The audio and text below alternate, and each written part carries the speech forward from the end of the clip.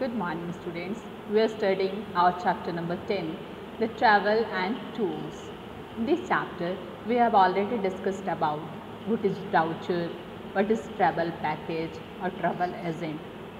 Today we will discuss about the beauty of Kerala, means the God's own country. Kerala is also known as the God's own country, and today we will discuss about the different tourist places of Kerala. The first place is Munnar.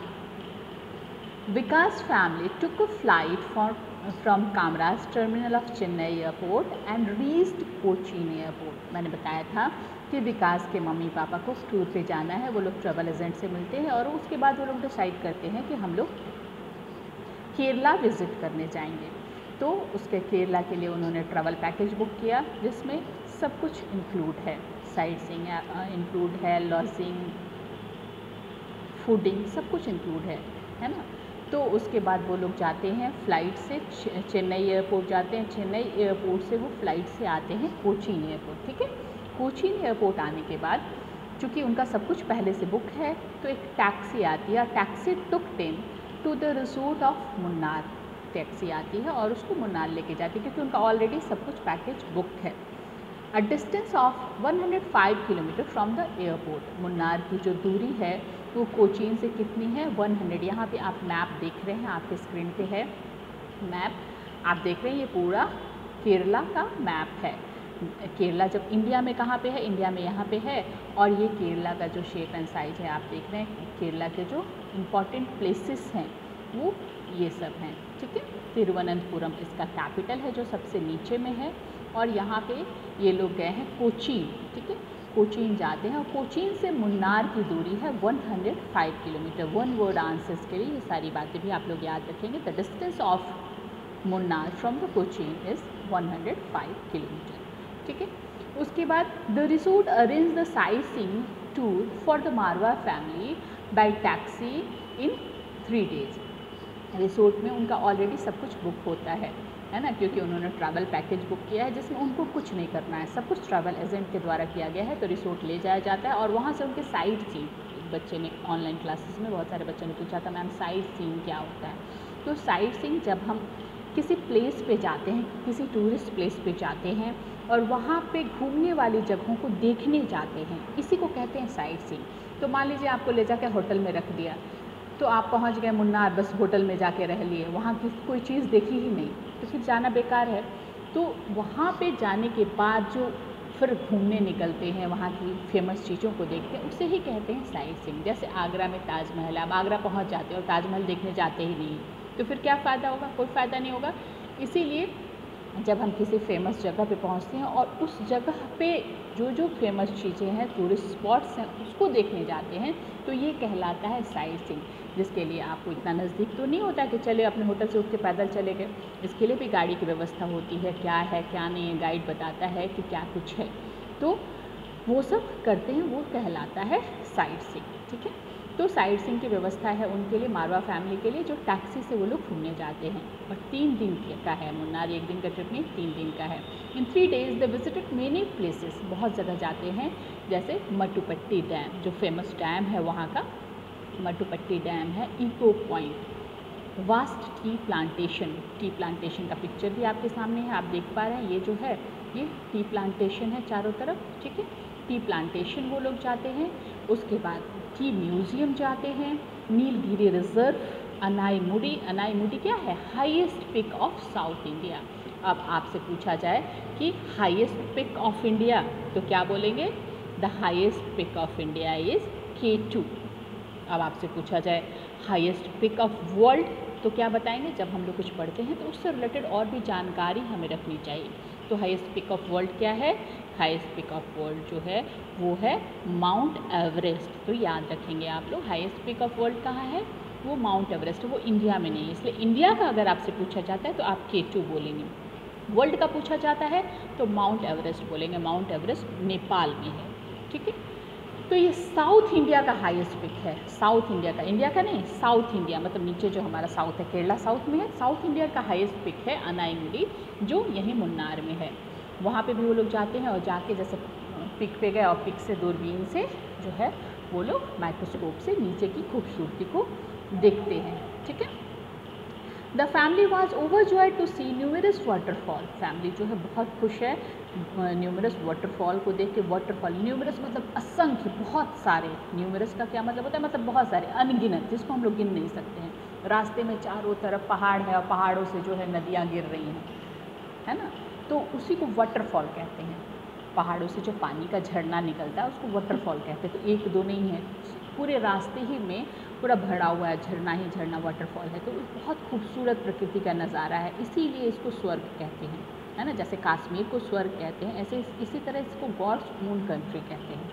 They also enjoyed massages at an Ayurvedic centre. इसके अलावा वो लोग घूमने के बाद वो लोग massage भी करवाते हैं, क्योंकि केरला में का मसाज बहुत ज़्यादा फेमस है। केरला आयुर्वेदिक इलाज के लिए बहुत ज़्यादा फेमस है। विदेशों से भी लोग जो हैं वो केरला आते हैं आयुर्वेदिक ट्रीटमेंट के लिए, ठीक है, स्पेशली मसाज के लिए।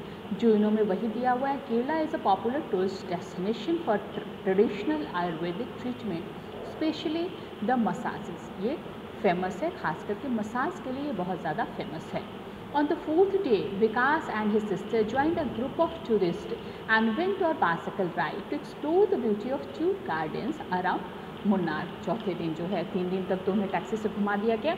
उसके बाद टैक्सी में क्या होता है, फास्ट चल रहा है, हमें कुछ अच्छा लगा तो हर जगह तो हम रुक नहीं सकते हैं, लेकिन साइकिल से क्या है या पैदल आपको जहाँ कुछ अच्छा लगा वहाँ देख सकते हैं। तो ये लोग, और चौथा दिन इनके पास टाइम था, तो ये लोग साइकिल से घूमने निकलते हैं। एक ग्रुप को ज्वाइन कर लिया उन्होंने और साइकिल से पूरी ब्यूटी को देखने निकले। जहाँ भी इच्छा हुई साइकिल रोका, खूब घूमे, खूब फ़ोटो क्लिक करवाया और खूब मस्ती किया इन्होंने। They also enjoy the elephant ride. इस दौरान वो लोग एलिफेंट पे भी घूमे। जंगलों में जो है हाथी होता है और केरला का बहुत फेमस है, केरला में एलिफेंट्स के लिए भी फेमस है, तो वहाँ पे ये लोग एलिफेंट राइड भी करते हैं। The Marwah family decided to see the famous Periyar reserve. ठीक है, इसके बाद ये पेरियार रिजर्व, ये बहुत फेमस है, ये याद रखिएगा। केरला में जो पेरियार रिजर्व है वो बहुत फेमस टाइगर रिजर्व है, तो इसको भी वो लोग देखने का सोचते हैं। It was fascinating ride over water. It was fascinating ride over water. Fascinating, बार बार आप लोग पूछ रहे थे कि व्हाट इज़ फैसिनेटिंग। फैसिनेटिंग मतलब बहुत रोमांचक, बहुत मज़ेदार, उसी को फैसिनेटिंग कहते हैं। तो ये बहुत ज़्यादा फैसिनेटिंग है जो राइड ओवर वाटर है। वाटर राइड जो करते हैं, लहरें हैं, लहरों के ऊपर में जो राइड करते हैं, तो बहुत ज़्यादा मज़ा आता है ना। They manage to see a tiger as well. वो जाते हैं जंगल में, वाटर राइड भी करते हैं, यहाँ पे देख रहे हैं आप लोग पिक्चर, बहुत सारे जो हैं लेक्स हैं, जंगल है, और वो लोग वाटर राइड भी करते हैं और जानवरों को भी जो है वो देखते हैं। खास करके टाइगर देखना, खुले में देखना बहुत ज़्यादा, जैसे हम लोग जाते हैं सर्कस जाते हैं, जू जाते हैं, वहाँ पे देखना, और खुले में उसको प्राकृतिक नेचुरल वे से देखने में बहुत ज़्यादा फ़र्क होता है, तो उसको भी वो लोग देख पाते हैं। ठीक है, इसके बाद after spending 5 more wonderful days the family came back to Cochin. उसके बाद 5 दिन वो रहने के बाद उसके बाद वो लोग कोचीन आ जाते हैं। They went for a houseboat cruise to enjoy the backwaters of Kerala Cochin आते हैं और कोचीन में आके वो लोग बैक वाटर्स एंजॉय करते हैं। अब बैक वाटर, जब भी बैक वाटर का नेम आता है, केरला का नाम आता है तो बैक वाटर ध्यान में आ जाता है। बैक वाटर जब भी आप सुनते हैं तो केरला ध्यान में आ जाता है, मतलब केरला और बैक वाटर्स जो है वो बहुत ज़्यादा जुड़े हुए हैं। तो अब ये बैक वाटर क्या है, ये नदी नहीं है, ये इनलैंड वाटर लैंड है, बट ये एक नदी नहीं, ये समुद्र का ही पानी है। समुद्र का जो पानी होता है, जब बहुत ज़्यादा लहरें आती हैं, तो लहरें जब बहुत तेज़ होती हैं तो वो लैंड में जो गड्ढा जगह होता है उससे मिल जाती है। ठीक है, फिर लहर कम हो जाती है तो समुद्र से उसका कनेक्शन ख़त्म हो जाता है, तो वही होता है बैक वाटर। और उसमें जो है नाव चलाया जाता है, तरह तरह के खूबसूरत जो है शिकारा वगैरह चलाए जाते हैं, और आसपास जो है बहुत खूबसूरत नज़ारा होता है जिसको देखने के लिए लोग केरला जाते हैं। तो बैक वाटर्स वहाँ का बहुत ज़्यादा फेमस है। बैक वाटर से भी आपके सवाल थे कि बैक वाटर क्या है। Vikas family enjoy the spicy food of Kerala and Kathakali dance during the cruise which was included the package. उन्होंने कथकली डांस भी देखा, बैक वाटर्स को भी इंजॉय किया, स्पाइसी फूड भी, वहाँ का जो फेमस फूड था उसको भी इंजॉय किया। डू यू नो में दिया हुआ है, backwaters are inland lakes that are formed by the to and fro movement of sea water at beaches. समुद्र के किनारे जो मूवमेंट होता है सी वाटर का, जो लहरों का आना और जाना होता है। तो लहरें जब बहुत तेज़ आती हैं तो काफ़ी किनारे को पार करके वो उस पार चली जाती हैं और गड्ढा जो ज़मीन होता है उसमें पानी इकट्ठा हो जाता है। और इस ढंग का केरला में बहुत दूर दूर तक बैक वाटर्स हैं, है ना, जो पानी इकट्ठा हो जाता है तो वो समुद्र से कट जाता है। तो उसमें मूवमेंट तो नहीं होता है, उसमें समुद्र जैसी लहरें नहीं होती, तो उसमें लोग आराम से बोटिंग का आनंद लेते हैं और उसके चारों तरफ बहुत ही खूबसूरत नज़ारा होता है। तो वही है बैक वाटर। क्या है बैक वाटर्स जो हैं वो क्या है, backwaters are inland lakes. Inland lakes हैं, एक तरह से ये झील है ना, इनलैंड झील कहलाते हैं। जो कैसे बनते हैं, they are form by the to and fro movement. समुद्र की जो लहरें होती हैं उनका जो तेज़ आना और जाना होता है वो समुद्र के किनारे जो ब्रिजेज होती हैं वहाँ पे जो गहरा जगह होता है वहाँ पे वो पानी भर जाता है और उसमें बोटिंग किया जाता है, उसी को बैक वाटर कहते हैं। The backwaters of Kerala are connected by networks of canals. बहुत सारे जो नहर है उनसे भी जुड़े हुए हैं ताकि इनसे बहुत ज़्यादा इरिगेशन वगैरह का भी काम लिया जाता है। समुद्र का पानी है, समुद्र का पानी आ गया और वो बहुत चारों तरफ से नहर के तरह से वो बना हुआ है, ठीक है। उसको जानबूझ के बनाया जाता है कि समुद्र का पानी जब लहर आए तो ये आ जाए, गहरा करके वो बनाया हुआ है चारों तरफ, और उससे लोग सिंचाई का काम करते हैं, इरिगेशन का काम भी करते हैं। कल हम लोग देखेंगे इंडिया और टूरिस्ट पैराडाइज। आज के लिए इतना ही। वीडियो को ध्यान से देखेंगे आप लोग, और कम से कम 2 जो है ड्राइंग आपकी बन जानी चाहिए।